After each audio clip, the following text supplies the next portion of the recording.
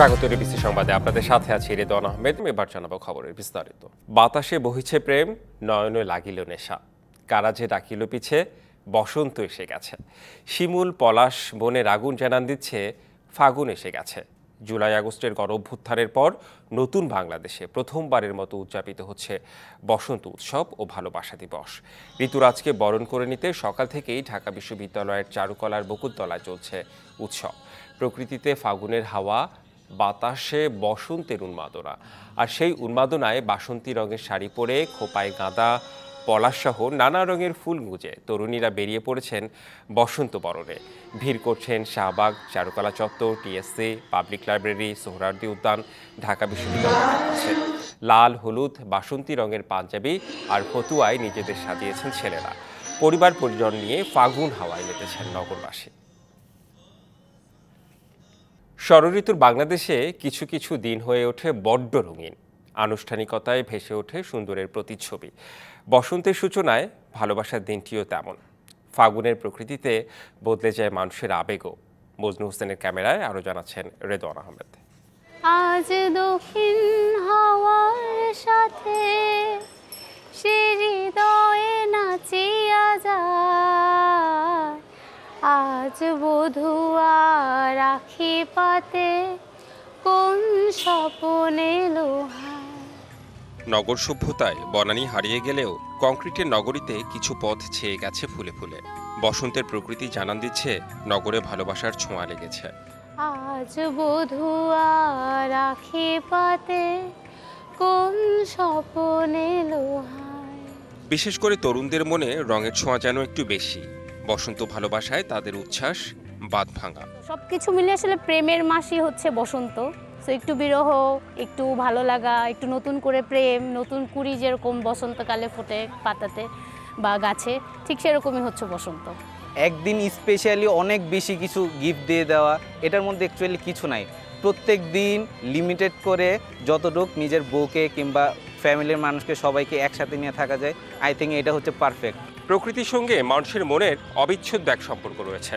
বসন্ত এলেই মানুষ গায় ভালোবাসার জয়গান। বসন্তে বিরহও থাকে, তাই তো বিরহ, ভালোবাসা সব মিলিয়ে তরুণ প্রজন্মের কাছে বসন্ত এক অনন্য ঋতু। মানুষ দেখা যায় যে খুব আনন্দ করছে এই সময়টা, তাদের জন্য হয়তো বা বসন্ত খুব রঙিন, কিন্তু আমার নিজের কাছে বসন্ত আসলে তেমন সুখকর স্মৃতি না, পুরানো স্মৃতি মনে পড়ে যায়। যার জীবনে দুঃখ তার এই বসন্ত ঋতুতে তার খারাপ লাগে, কষ্ট হয়, আর যার জীবনে সুখ শান্তি আনন্দ তার বসন্ত ঋতুতে এই আবহাওয়াটা তার কাছে ভালো লাগে। ভ্যালেন্টাইন ডে আমার কাছে তেমন কিছুই লাগে না। জীবনের এতগুলো বসন্ত কেটে গেল, কখনো বসন্ত আসছে? সামনের বসন্ত হয়তো বা আসবে। বসন্ত ভালোবাসার ঋতু, অনুভব আর আবেগেরও। বিশ্ব ভালোবাসার দিনটি মিলেমিশে একাকার হয়েছে ফাগুনের প্রথম দিনে। Redwan Ahmed, DBC news, Dhaka.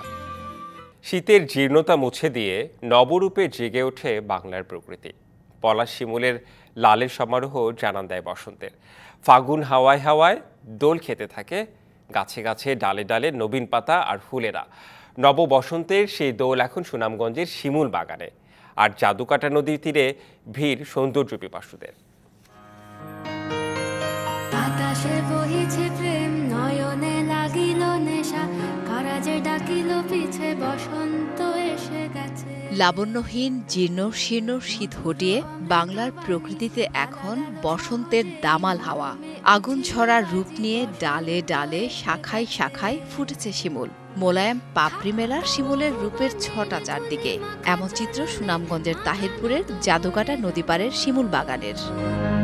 বসন্ত এসে গেছে, বসন্ত এসে গেছে।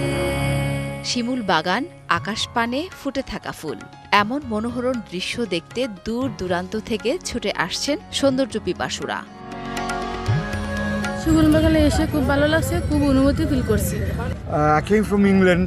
After walking about, we're extremely pleased with it, where it's set up. অনেক ফুল, অনেক মানুষ গুলোকে দেখতে খুব ভালো লাগতেছে। শিমুল বাগানে ফুল ফুটেছে, এখানে খুব সুন্দর দেখতে, তাই আমরা সকলে এখানে দেখার জন্য আসছি। 100 বিঘা জমির বাগানের কারিগর জয়নাল আবেদিন, তিনি চলে গেছেন পৃথিবী থেকে। তবে সুন্দরের প্রতি তার ভালোবাসা রয়ে গেছে। এই সুন্দরের যাত্রায় এখন হাল ধরেছেন তার ছেলে। বাবার যে চিন্তা চেতনা যেগুলি আমরা বাস্তবায়ন করার লক্ষ্যে আমরা বর্তমানে কাজ চালিয়ে যাচ্ছি। অগণিত বিভিন্ন জেলা থেকে লোকজন আসতেছে পর্যটন হিসাবে ঘোরাফেরা করার জন্য। পরবর্তীতে আমরা এটা উন্নয়নের জন্য আমরা বিভিন্ন ধরনের সুযোগ করে দিচ্ছি। বিশাল শিমুল বাগানের সঙ্গে এই পর্যটনে আরও আছে শহীদ সিরাজ লেক, বড়গোপ টিলা, টাঙ্গুয়ার হাওর, মেঘালয় পাহাড় আর সেই পাহাড় বেয়ে নেমে আসা জাদুকাটা নদী। DBC news desk. টঙ্গীর তুরাগ তীরে চলছে বিশ্ব ইজতেমার দ্বিতীয় পর্ব। ফজরের নামাজের পর থেকে বয়ান করেছেন মাওলানা আব্দুস সাত্তার। তাৎক্ষণিকভাবে ওই বয়ান বাংলায় তর্জমা করছেন মুফতি আজিমউদ্দিন। ইজতেমার এই পর্বে অংশ নিয়েছেন নিজামুদ্দিন মার্কাজ অর্থাৎ মাওলানা সাতপন্থীরা। সকাল 10টা থেকে শুরু হয় তালিমি বয়ান। ফজরের নামাজের পর ইজতেমার আনুষ্ঠানিকতা শুরুর কথা থাকলেও মানুষের উপস্থিতির কারণে বুধবার সন্ধ্যার পরেই শুরু হয়ে যায় ইজতেমা। ইজতেমায় শরিক হয়েছেন বড় সাহেবজাদা মাওলানা ইউসুফ বিন সাদ ও ছোট সাহেবজাদা মাওলানা ইলিয়াস বিন সাদ। জুমার নামাজ ঘিরে ইজতেমায় দেখা গেছে বড় জমায়েত। ইমামতি করবেন মাওলানা ইউসুফ বিন সাদ। এবার 70-এর অধিক দেশ থেকে 3000-এরও বেশি বিদেশি অতিথি অংশ নিয়েছেন। এদিকে ইজতেমা শুরুর আগে শ্বাসকষ্টে ইজতেমায় আসা এক মুসল্লির মৃত্যু হয়েছে। ইজতেমার আরও খবর জানাতে টঙ্গীর তুরাগ তীর থেকে যুক্ত হচ্ছেন সহকর্মী আরিফুল ইসলাম। আরিফ, ইজতেমার সার্বিক পরিস্থিতি তো জানতেই চাই, আপনার অভিজ্ঞতা কি বলছে সেখানে থেকে? অভিজ্ঞতার কথা দিয়ে যদি শুরু করতে চাই তাহলে কিন্তু জুবাইর অনুসারী এবং কি সাদ অনুসারীদের যে অংশগ্রহণ, মুসল্লিদের যে অংশগ্রহণ, ধর্মপ্রাণ মানুষদের যে অংশগ্রহণ সেটা কিন্তু আসলে চোখে পড়ার মতো। কারণ এই সাদ অনুসারীদের যে পর্বটি চলছে একটি পর্ব তাদের, তো সেক্ষেত্রে আজকে যেহেতু জুমাবার, সেই জুমাবার কারণেই আজকে জুমার নামাজ আদায় করতে কিন্তু শুধুমাত্র যে দূর দূরান্ত থেকে যারা এসেছেন মুসলিমরা তারাও কিন্তু নয়, ঢাকার আশেপাশ থেকে কিন্তু অনেকেই ছুটে এসেছেন এই জুমার নামাজ আদায় করতে। আপনি জানেন যে জুমার নামাজটি ইমামতি করবেন তিনি হচ্ছেন ইউসুফ বিন সাদ সাহেব। তিনি 1:30টায় জুমার নামাজ অনুষ্ঠিত হবে। এখানে অনেকেই আছেন দূরান্ত থেকে। একটু জানতে চাই আপনাদের কাছ থেকে যে আজকে এই যে জমায়েত হয়েছেন, আল্লাহর হেদায়েতের বিষয়টা যদি একটু বলতেন, যে সবাই কি হেদায়েত পায় কিনা একটু যদি বলতেন মুরব্বী। জি বলেন। আমরা আল্লাহকে রাজি খুশি করার জন্য আমরা এখানে আছি। আমাদের হলো কি হলো ওই তোমার সাতগুরু, বুঝছেন, আমাদের আল্লাহকে আমরা রাজি খুশি করার জন্য এখানে চলে যাচ্ছি। জি, আপনি এসেছেন, কোত্থেকে এসেছেন আর একটু বলবেন যে এখানে এসে কি শিক্ষা পাচ্ছেন, শিক্ষা নিয়েছেন? আমি চাঁদপুর জেলা থেকে আসছি। আমরা দিনের কাজ শেখার জন্য আসি। আমাদের দিনের হুজুর পাক সাল্লাল্লাহু আলাইহি সাল্লামের কার্যক্রম দিক নির্দেশমূলক, আমাদেরকে দিক নির্দেশনা ওনারা দেয়, যেভাবে চললে আমরা হেদায়েত পাবো, আল্লাহকে পাবো, আমরা সেভাবে কাজ করার জন্য আছি।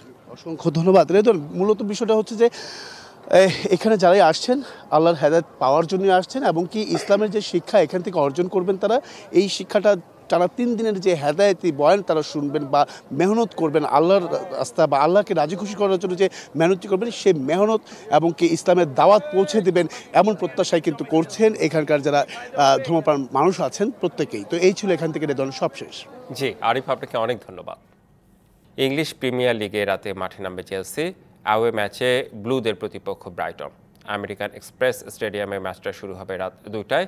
একটু একটু করে ঘুরে দাঁড়ানোর চেষ্টা করছে চেলসি। লিগে 24 ম্যাচে 43 পয়েন্ট নিয়ে 4 নম্বরে আছে ব্লুরা। পরের মৌসুমে চ্যাম্পিয়ন্স লিগে খেলতে হলে এই অবস্থান ধরে রাখতে হবে কোচ অ্যাঞ্জো মাসেরকার দলকে। সব প্রতিযোগিতায় মিলে চেলসি তাদের শেষ ম্যাচটা খেলেছে এই ব্রাইটনের বিপক্ষে। রাতের প্রতিপক্ষের বিপক্ষে FA কাপে 2-1 গোলে হারে চেলসি এফসি। যদিও EPL-এ শেষ দেখায় এনজো পালমার সানচোরা ব্রাইটনকে হারিয়েছিল 4-2 গোলে। যুদ্ধবন্ধে রাশিয়ার সাথে শান্তি আলোচনার আগে ইউক্রেনের সাথে যুক্তরাষ্ট্রের যৌথ পরিকল্পনা করা উচিত বলে মন্তব্য করেছেন প্রেসিডেন্ট ভলোদিমির জেলেনস্কি। বৃহস্পতিবার ইউক্রেনের সাংবাদিকদের কথা বলেন তিনি। যুদ্ধবন্ধে রুশ প্রেসিডেন্ট ভ্লাদিমির পুতিনের সঙ্গে মার্কিন প্রেসিডেন্ট ডোনাল্ড ট্রাম্প দীর্ঘ সময় ফোন আলাপ করেন। এরপর কথা বলেন জেলেনস্কির সঙ্গেও। পরে এই ইস্যুতে ক্রেমলিনের সঙ্গে শীঘ্রই শান্তি আলোচনার ঘোষণা দেন ট্রাম্প। এতেই চটেছেন জেলেনস্কি। বৃহস্পতিবার সাংবাদিকদের প্রশ্নের জবাবে তিনি বলেন, 2 দেশের লড়াই অবসানে পুতিনের সাথে ট্রাম্পের আগে কথা বলা ঠিক হয়নি। এটা মোটেও আনন্দদায়ক নয়। কিয়েভ মস্কোর সাথে একসাথে কথা বলার প্রতিশ্রুতি দিয়েও ট্রাম্প তা রাখেননি বলেও অভিযোগ করেন জেলেনস্কি। শান্তি আলোচনার আগে পুতিনকে থামানো উচিত বলেও মন্তব্য করেন জেলেনস্কি। সংবাদ এই ছিল এখনকার মতো, সঙ্গেই থাকুন।